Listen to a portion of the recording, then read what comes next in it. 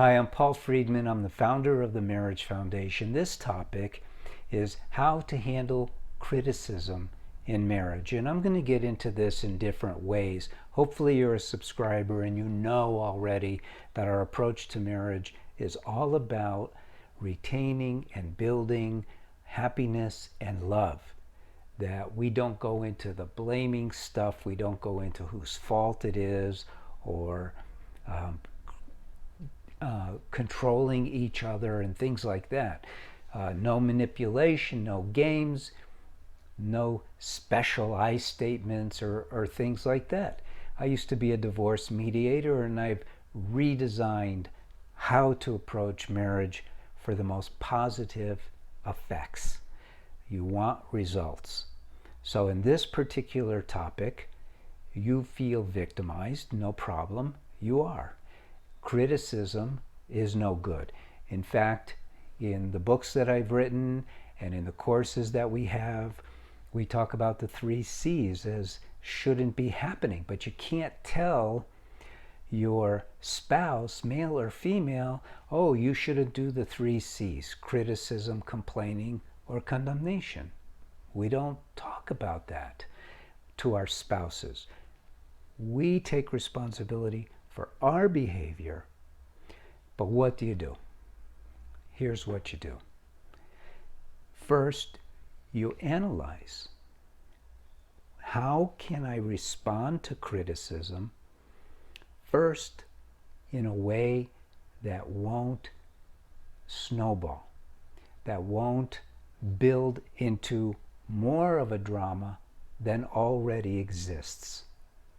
And if you look at all of the different potential answers, you'll realize that the best is not necessarily to diffuse your partner, not to ignore your partner, but neither is it to respond to the criticism, neither externally nor internally. So I teach what is called the bowling ball feather technique. And it really illustrates how you should be. So criticism comes from a lack of understanding on the part of the other. They don't understand what you said, or they don't understand why they're in a position where they have to deal with something and you become the target. So in the bowling ball feather illustration, you're the feather. The bowling ball is the criticism. So what happens is if a bowling ball is thrown at a feather, is the feather hit? No. Does it get damaged? No. It merely, just from the force of the wind, just moves out of the way of the bowling ball. Does it change its demeanor? No. Does it change its attitude? No. In other words, what you do is you continue to love the person who is criticizing you, your partner. You don't change. You don't think, how do I handle this? You don't go there. What you do is you look past the criticism and you see your partner. If there is an opportunity to express love, then you do. But if there isn't any, then you don't. And it doesn't mean you ignore your partner, but you don't take it on. You don't deserve to be criticized, ever.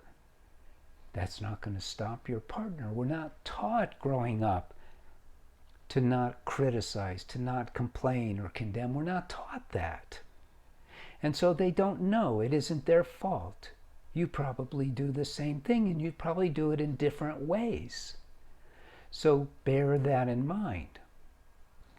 Sometimes silence is the correct external response. But you don't become timid, you don't become a doormat, you don't change your peace within. Now, some people have a good idea, and what they do is they turn their minds towards the peace within. Other people turn their minds towards God. Other people turn their minds towards, is there something here that I need to look at about myself? Because if you're being affected by the criticism, that is your mind being affected by the criticism. And affected, I mean, is your mind getting defensive? And if it is, then certainly there are some seeds of the elements that you're being criticized for within your own consciousness that you can deal with. And so you can be grateful, not because you're being criticized, but be grateful that now you have an opportunity to look at yourself. Because remember, we are not here to just sail down life's streams. I mean, it's filled with rocks and alligators. We're here to evolve as human beings, to learn how to become more joy-filled, more in touch with our true selves, and more loving and more peaceful. That's our evolution. We know we want happiness. What we don't realize is that happiness is already there, that joy is what we actually are. We're souls. And it's kind of interesting. We get married out of love. We fall in love. We're married to our soulmates. Our expectation is for happiness galore. And that's what it's supposed to produce. A marriage is supposed to produce that. And we always end up with somebody who pushes our buttons. And it's no accident. It's no accident, because we have to learn how to behave, not with our spouse necessarily, although that's the training ground, and that's part of marriage, is to learn how to have more compassion, more understanding, less reactiveness, more self-contained joy. That's evolution, to move towards the place of ever new joy. Isn't it? Isn't that the ultimate bliss? They call it marital bliss. So don't worry about being criticized. Don't take it personally. Don't say, well, I'll be a doormat. Don't misunderstand what I'm saying. You see, a lot of people hear this and they go, so I'm supposed to just be a doormat? Just take it? Just take it? Yeah. Don't take it.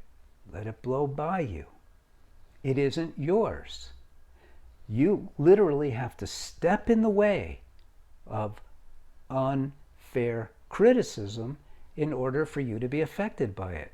Do you understand? If you're being criticized for something and you didn't do it, the only way you will be affected is if you go, wait, I didn't do it. You're assuming that that is intended for you. And maybe your partner is intending it for you to get your attention or for whatever ulterior reason they may have, but it's not yours. Be you. Be love. Be joy. Be within. Be at peace. And love your spouse, regardless of their error of throwing arrows of criticism at you. And that's it. So I'm Paul Friedman. I founded the Marriage Foundation, and we're growing like crazy. And now we're going to start training more people to be TMF, the Marriage Foundation, marriage counselors and coaches and whatever you want to do with it. But we're going to have that very soon.